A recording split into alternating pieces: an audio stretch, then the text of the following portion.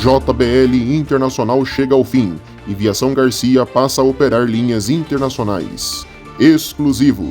Princesa do Norte chega ao fim e Penha assume completamente as operações. E você vai ver também.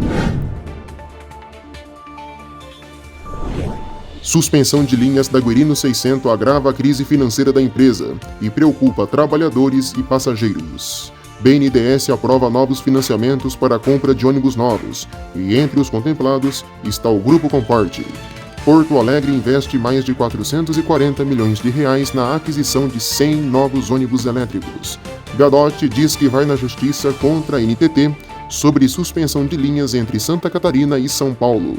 Rio de Janeiro deve ganhar mais de 1.400 ônibus novos com ar-condicionado nas próximas semanas. E ainda, produção de ônibus cresce no Brasil em junho. Fique com a gente, o Jornal do Ônibus está apenas começando.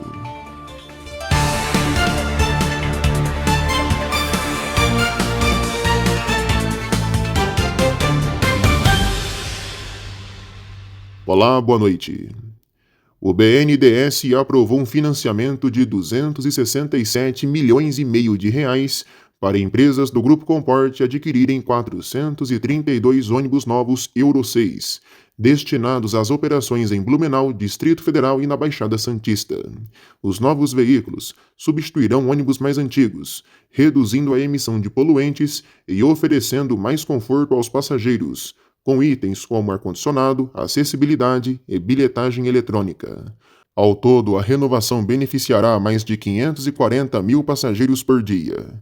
A distribuição será de 60 ônibus para Blumenau, através da empresa Blumob, 148 para o Distrito Federal, englobando as empresas Piracicabana e Pioneira, e 224 coletivos para a Baixada Santista, atendendo diversas cidades da região por meio da Viação Piracicabana. O investimento faz parte do programa do BNDES Protransporte, financiado com recursos do FGTS. Tem ônibus novos para Porto Alegre também. A Prefeitura da capital gaúcha assinou um contrato de 447,7 milhões de reais com o BNDES para a compra de 100 ônibus novos elétricos, entre modelos padrões e articulados, além de toda a infraestrutura de recarga. Os recursos são provenientes do Fundo Clima, voltado a projetos sustentáveis. Os veículos serão de fabricação nacional, não emitirão poluentes durante a operação e vão proporcionar menor nível de ruído e mais conforto para os passageiros. A Prefeitura será responsável pela compra dos ônibus e o repasse vai ser feito para as empresas operadoras, em um modelo que evita que o custo de aquisição seja repassado para a tarifa do transporte coletivo. A chegada dos veículos ocorre de forma gradual, conforme o plano de eletrificação da frota municipal. A Aviação Reunidas, que atende Goiânia e cidades da região metropolitana, foi selecionada pelo governo federal para receber 61 milhões de reais em financiamentos por meio do PAC Renovação de Frota.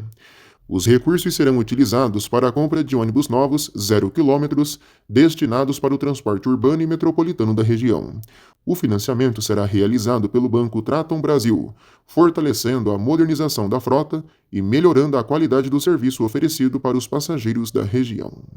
A segunda Câmara Civil do Tribunal de Justiça do Acre manteve a decisão que considerou ilegal a utilização do pregão eletrônico para conceder o transporte coletivo intermunicipal.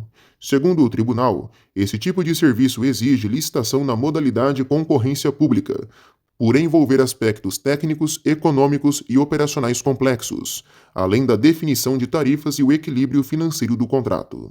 Os desembargadores também apontaram a ausência de estudos técnicos sobre a viabilidade da concessão. Com isso, o Estado deverá interromper o processo atual e elaborar uma nova licitação, seguindo as exigências da legislação. Embora a decisão seja válida apenas para o Acre, ela pode servir de referência em discussões semelhantes para o futuro em outros estados. A Autoviação Gadotti informou que a NTT ainda não permitiu, na prática, a retomada de 12 linhas interestaduais entre municípios de Santa Catarina e cidades do estado de São Paulo, mesmo após a publicação de uma decisão da Justiça favorável à empresa e de uma resolução da própria agência autorizando a operação.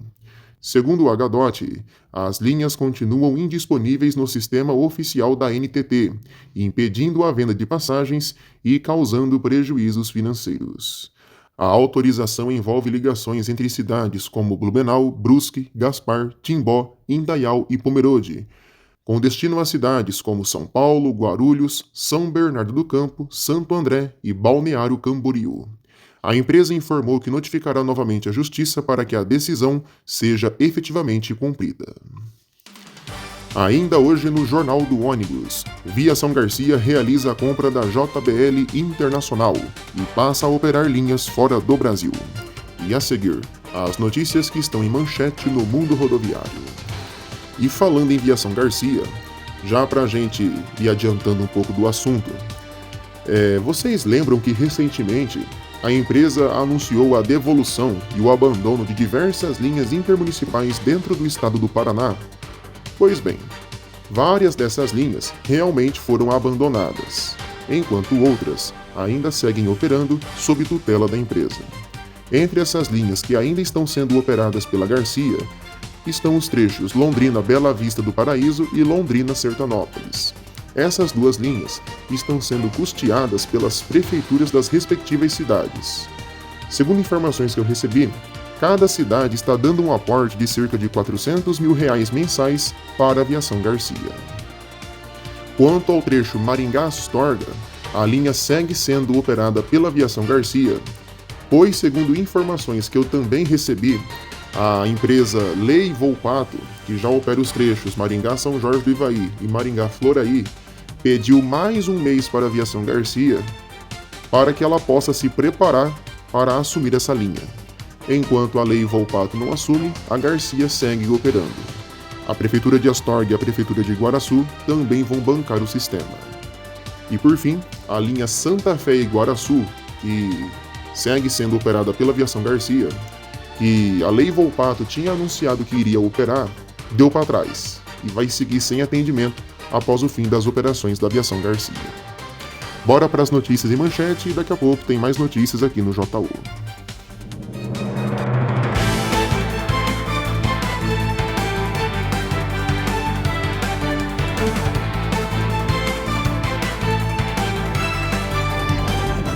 O terceiro Red Bus Day, que será realizado em 15 de agosto deste ano em Arthur Nogueira, no estado de São Paulo, confirmou uma homenagem especial ao CMA Flecha Azul, um dos ônibus rodoviários mais icônicos da história do Brasil. O evento terá uma área exclusiva para reunir exemplares preservados do modelo, valorizando sua importância na evolução do transporte rodoviário nacional. A iniciativa também relembra a primeira edição do encontro, quando mais de 10 flechas azuis foram expostos juntos, lado a lado, formando uma das maiores concentrações do modelo já registradas no país. Proprietários e colecionadores poderão participar da exposição, receber certificados e concorrer a premiações. O Red Bus Day se consolidou como um dos principais eventos de preservação da memória do transporte aqui no Brasil. A Intran anunciou uma nova linha rodoviária entre Salvador e Pindobaçu, no estado da Bahia, com o início das operações agora no dia 16. O serviço será realizado com ônibus da categoria executivo, equipados com poltronas reclináveis, ar-condicionado e maior conforto para as viagens de média distância. As partidas de Salvador ocorrem de segunda a quinta, às 11h58 da noite, enquanto as viagens de Pindobaçu para a capital sairão de terça a sexta às 6h10 da manhã. A empresa informou que as passagens poderão ser compradas pelo site da companhia, aplicativo oficial e guichês nas rodoviárias. A nova ligação amplia a presença da Intran no interior da Bahia e busca atender passageiros que viajam a trabalho, turismo ou visitas familiares. A NTT voltou a suspender a autorização para que a Elite Bus opere a linha Nova Serrana em Minas a Santa Cruz Cabralha, no estado da Bahia. A disputa vem sendo travada na Justiça com decisões alternadas entre favoráveis à empresa e à agência reguladora. Inicialmente, a NTT havia suspendido a operação. Posteriormente, a Justiça permitiu o retorno das viagens por entender que a empresa foi prejudicada antes da conclusão do processo administrativo. Após um novo recurso, a NTT conseguiu restabelecer a suspensão da linha. A Elite Bus ainda pode recorrer. Caso existam passagens vendidas para viagens que não poderão ser realizadas pela empresa, a Elite Bus deverá reembolsar os passageiros ou realocá-los em outras companhias. O ministro André Mendonça, do STF, determinou a suspensão da primeira janela de mercados da NTT, mecanismo criado para permitir que empresas solicitem novas linhas interestaduais e internacionais de ônibus. A decisão atendeu parcialmente a um pedido da ANATRIP, a Associação Nacional das Empresas de Transportes Rodoviários de Passageiros. O motivo da suspensão não foi a análise de mercados específicos, mas sim falhas apontadas na segurança do sistema utilizado pela agência. Entre os problemas identificados pela Procuradoria-Geral da República está a ausência de criptografia adequada, falta de registros permanentes de auditoria e inexistência de autentificação multifator, o que poderia comprometer a transparência e a confiabilidade no processo. Com isso, toda a janela de novos pedidos permanece suspensa até que a NTT corrija essas vulnerabilidades. A Prefeitura do Rio de Janeiro publicou o edital da segunda etapa do Sistema Rio, que prevê investimentos privados de R$ 1,4 bilhão para a renovação da frota do transporte coletivo municipal. Serão incorporados inicialmente 1.420 novos ônibus com ar-condicionado, dos quais 43% deles terão piso baixo, aumentando em aproximadamente 57% a oferta de veículos nas regiões de Santa Cruz, Guaratiba, Campo Grande, Bangu, Vila Isabel e na Ilha do Governador. Toda a nova frota será 0 km, acessível, equipada com GPS, câmeras internas, carregadores do tipo USB e USB-C, painéis eletrônicos, botão de emergência para o motorista e tecnologia de monitoramento em tempo real. Os veículos seguirão o padrão ambiental Euro 6, com possibilidade de utilização de tecnologias elétricas, biometano e gás natural. Empresas que optarem por ônibus elétricos receberão remuneração maior. A nova concessão também prevê garagens públicas e maior controle da operação pela Prefeitura, com previsão de início dos novos serviços no primeiro trimestre de 2027. O Tribunal de Justiça de Minas Gerais determinou a retirada das propagandas de casas de apostas instaladas nos ônibus e abrigos do transporte coletivo de Belo Horizonte. As empresas responsáveis terão 5 dias para remover os anúncios.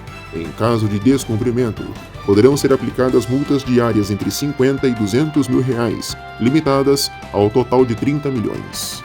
A decisão foi tomada em uma ação popular e considerou que esse tipo de publicidade pode causar impactos negativos à população, especialmente por incentivar apostas de forma ampla em espaços públicos, utilizados diariamente por milhares de pessoas.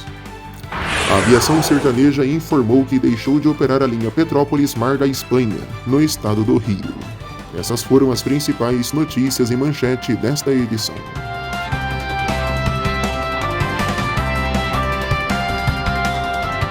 A crise enfrentada pela Guerino 600 ganhou um novo capítulo com a decisão da diretoria colegiada da NTT, que rejeitou o recurso administrativo da empresa e manteve a suspensão cautelar de 23 linhas interestaduais. Permanecem interrompidas diversas ligações importantes entre os estados de São Paulo, Paraná, Mato Grosso do Sul, Minas e Distrito Federal. A decisão ocorre após meses da mudança do comando da empresa. João Carlos 600 deixou a condução estratégica da companhia, enquanto as sócias Márcia 600 e Irani 600 assumiram a administração. Desde então, a empresa passou a enfrentar uma sucessão de desafios regulatórios e administrativos. O processo foi instaurado pela NTT após uma denúncia da empresa de transportes Andorinha. Segundo a agência, há indícios de operação de mercados interestaduais não contemplados nas autorizações vigentes. A Guerino contesta esse entendimento e busca reverter a decisão nas esferas administrativas e judicial, argumentando que a medida prejudica a concorrência e os passageiros.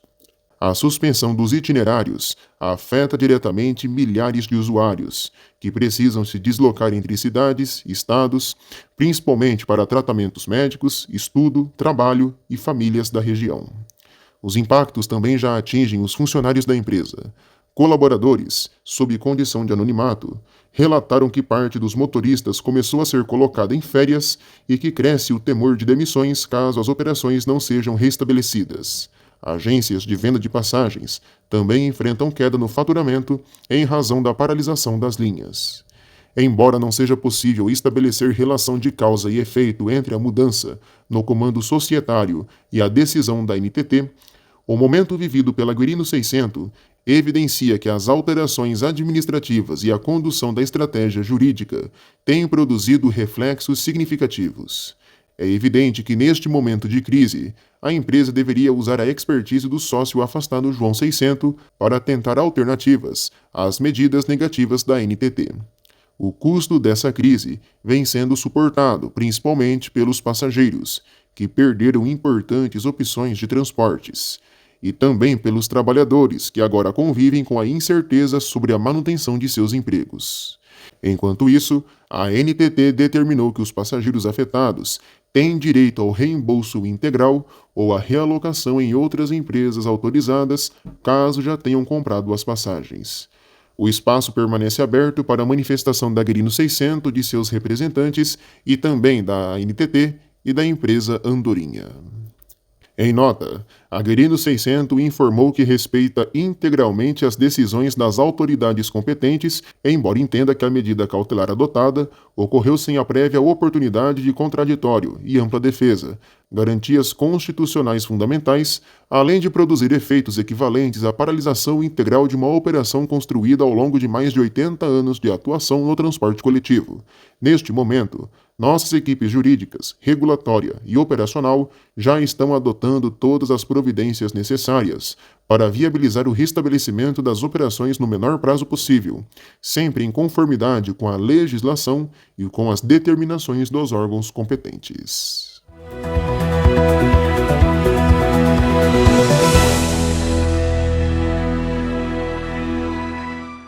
Bota exclusivo na tela, meu filho, porque dá trabalho conseguir esse tipo de informação. Notícia exclusiva aqui do canal Próxima Parada. Segundo fontes oficiais, ouvidas por nossa produção, ouvidas aqui pelo canal, a Princesa do Norte está com os dias contados.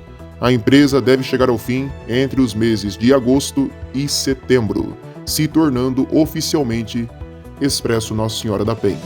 Na prática, a Princesa já não existe mais. Toda a operação já é concentrada na Penha. Mas deve ser feito agora todo o processo de troca de pintura, todo o processo de troca de identidade visual, já passando a ser Penha. A mudança, claro, deve ser gradual e começa nas próximas semanas. A Aviação Garcia oficializou a compra da empresa JBL Internacional, empresa gaúcha especializada em linhas rodoviárias internacionais para países como Argentina, Chile e Paraguai. Com a aquisição, a tradicional empresa paranaense, fundada em 1934, passa a atuar oficialmente no mercado internacional, ampliando sua presença no Mercosul. Segundo o vice-presidente da Aviação Garcia, Stefano Boico Júnior, a operação representa um passo estratégico para levar a marca, a experiência e a qualidade da Garcia a novos mercados, conectando cidades brasileiras a importantes destinos sul-americanos. A JBL já possuía uma estrutura consolidada de operações internacionais, com linhas como São Paulo-Buenos Aires, Rio de Janeiro-Buenos Aires, Rio de Janeiro-Santiago, Balneário Camboriú e Buenos Aires e, mais recentemente, a linha Jundiaí-Assunção, além de atuar no fretamento de ônibus, micro-ônibus e vans. A partir da aquisição, todas essas operações passam a ser administradas pela Aviação Garcia, que também pretende expandir ligações entre países do Mercosul para Curitiba, Florianópolis, Porto Alegre, São Paulo e Rio, com cidades da Argentina e principalmente do Chile. O principal ativo adquirido pelo Grupo GBS foi o conjunto de licenças e autorizações internacionais, obtidas após longos processos regulatórios e acordos entre países. Segundo o advogado e especialista em transporte rodoviário, Ilo Lobel da Luz, essas autorizações representam um patrimônio estratégico de altíssimo valor, pois são difíceis de conquistar e exigem capacidade operacional, cumprimento de normas de segurança, exigências sanitárias e acordos bilaterais. A operação demonstra uma tendência de crescimento por meio da aquisição de empresas que já possuem ativos regulatórios consolidados, permitindo uma expansão mais rápida e segura. O Grupo Garcia Brasil Sul, controlado pela família Boico, reforça com essa aquisição sua posição entre os maiores grupos rodoviários do país. Além das viações Garcia e Brasil Sul, o grupo também controla as empresas Santo Anjo, Princesa do Ivaí e Londres Sul. A JBL não era uma empresa em dificuldades financeiras, mas vinha ampliando suas operações, obtendo novas autorizações da NTT nos últimos anos para linhas nacionais e internacionais. Como parte dessa nova fase, a Garcia também prepara um espaço de atendimento no terminal rodoviário do Tietê, na capital paulista. Embora os embarques continuem sendo realizados na rodoviária da Barra Funda, o novo ponto servirá para atendimento ao público, venda de passagens e divulgação dos serviços das empresas do grupo. O objetivo é fortalecer a presença da marca no maior terminal rodoviário da América Latina e divulgar as novas rotas internacionais.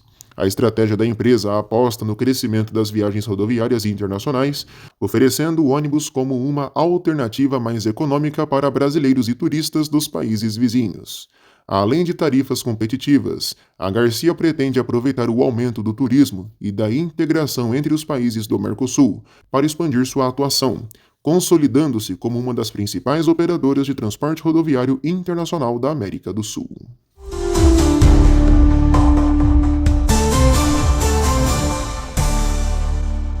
A internacionalização da marca da aviação Garcia representa muito mais do que a compra de uma empresa.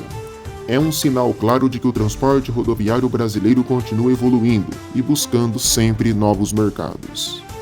Ao adquirir a JBL, a Garcia não apenas amplia sua atuação, mas fortalece a integração entre países do Mercosul e oferece aos passageiros mais opções de viagens internacionais por ônibus. Em um momento em que o transporte aéreo enfrenta oscilações de preços e redução de rotas, investir no transporte rodoviário internacional demonstra visão estratégica. Além disso, a operação evidencia que o verdadeiro patrimônio de uma empresa de ônibus não está apenas na frota, mas também na credibilidade, na estrutura operacional e nas autorizações conquistadas ao longo dos anos. Que essa expansão sirva de exemplo para outras empresas do setor. O transporte rodoviário brasileiro tem qualidade, tradição e capacidade para ultrapassar fronteiras e competir em novos mercados, levando consigo conforto, segurança e conectando pessoas muito além das divisas do país. A indústria brasileira de ônibus apresentou resultados mistos em junho deste ano, segundo a Anfávia. A produção manteve um crescimento no acumulado do ano, impulsionada pelas renovações das frotas nacionais, enquanto as exportações registraram forte queda e os emplacamentos continuaram em alta. Foram produzidos 2.356 ônibus, uma redução de 20,8% em relação a maio, mas um aumento de 3,2% na comparação com junho de 2025. No primeiro trimestre, a produção alcançou 16.241 unidades, um crescimento de 3,2% sobre o mesmo período do ano anterior, refletindo a demanda do mercado interno por ônibus urbanos, rodoviários e de fretamento. Os emplacamentos também representaram um desempenho positivo. Foram licenciados 2.191 ônibus em junho, alta de 36,7% sobre maio, embora com queda de 11,6% em relação ao mesmo período do ano passado.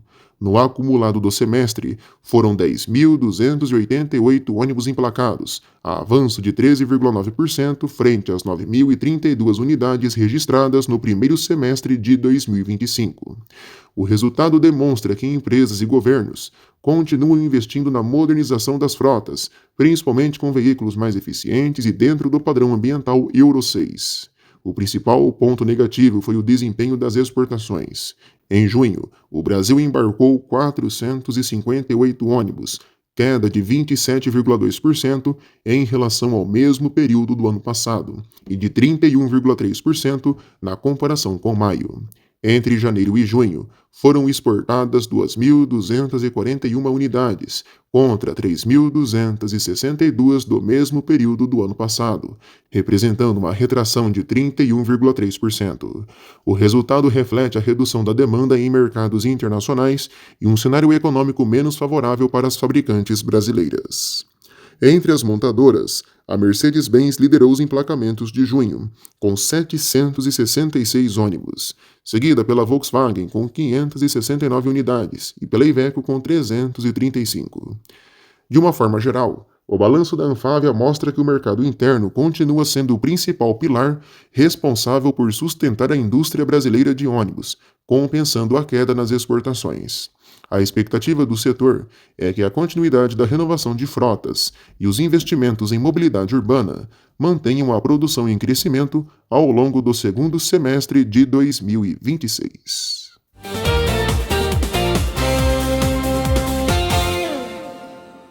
O nosso destaque do dia é, sem dúvidas, a Aviação Garcia, agora nas operações da JBL Internacional.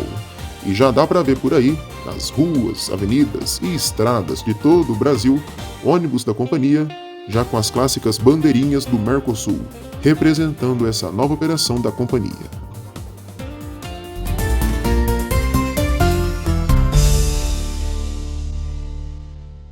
O nosso sim ou não de hoje é sobre a Marco Polo. Dá só uma olhada neste post enigmático feito pela fabricante. Segundo a montadora, vem aí novidades na Latbus 2026, que acontece agora no próximo mês. Pelo que deu a entender, a Marco Polo vai apresentar alguma novidade.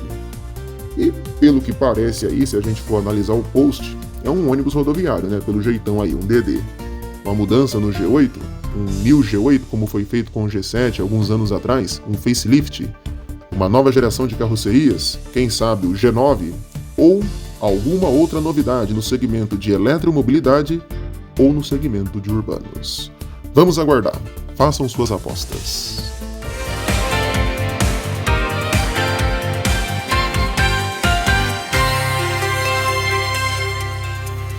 Os lançamentos apresentados ao longo de 2026 pela indústria nacional de ônibus mostram que o mercado vive um momento de renovação, apostando em novos projetos, a atualização de modelos consagrados e em maior eficiência operacional. Com a aproximação da Latbus 2026, o setor deve ganhar ainda mais novidades, consolidando este ano como um dos anos mais movimentados da última década para fabricantes de carrocerias e chassis. O mercado brasileiro de ônibus iniciou 2026 em ritmo acelerado. Depois de alguns anos marcados por atualizações pontuais, as principais encarroçadoras voltaram a investir em projetos inéditos e na modernização de suas linhas, sinalizando uma nova fase para o transporte rodoviário nacional. Entre os destaques está o Mascarello Horizon, apresentado como um dos principais lançamentos da Mascarello nos últimos anos. O modelo reforça a estratégia da empresa em adentrar ao segmento da eletromobilidade, com design moderno, tecnologias e novas soluções para a mobilidade, marcando uma nova etapa em seu portfólio. A Comil também renovou sua linha rodoviária, ao apresentar novas versões das famílias Campione e Versatile para os segmentos de fretamento e linhas de pequenas distâncias, incorporando melhorias em acabamento, conforto, ergonomia e eficiência operacional. A atualização mantém modelos já consagrados no mercado, competitivos, em um mercado cada vez mais exigente. Já a Buscar ampliou a família NB1, com o lançamento do NB1 410LD, desenvolvido para operações rodoviárias, turismo e fretamento, já com várias unidades encomendadas pelo Grupo Comporte. O novo modelo se destaca pelo maior espaço para bagagens, conectividade embarcada, conforto aos passageiros e soluções voltadas para aumentar a produtividade das empresas operadoras. E uma outra novidade veio da Bepa Bus, que apresentou o novo Città, ampliando sua presença no segmento de urbanos e reforçando a sua concorrência entre as principais fabricantes, com um projeto novo, moderno, atualizado e alinhado às novas exigências do mercado. A expectativa para o restante do ano é positiva. A Latbus, maior feira do setor da América Latina, deve concentrar mais ainda novos lançamentos de carrocerias, chassis, tecnologias embarcadas e soluções voltadas para a eletrificação, conectividade e sustentabilidade do setor. Além disso, a continuidade da renovação das frotas urbanas e rodoviárias em todo o Brasil, impulsionada por financiamentos e investimentos públicos e privados, deve manter aquecido o mercado brasileiro de ônibus durante o segundo semestre.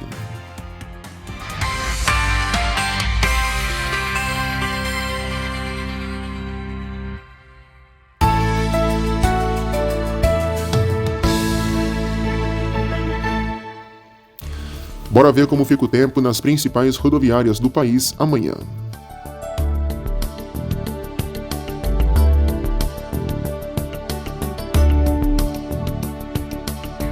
Assim nós encerramos mais esta edição do nosso Jornal do Ônibus. Obrigado a todos pela companhia e pela audiência. Curta, comente e compartilhe nossos vídeos. Não é inscrito ainda, se inscreva e, claro, ative as notificações. Uma boa noite para você e até a próxima. A gente se vê.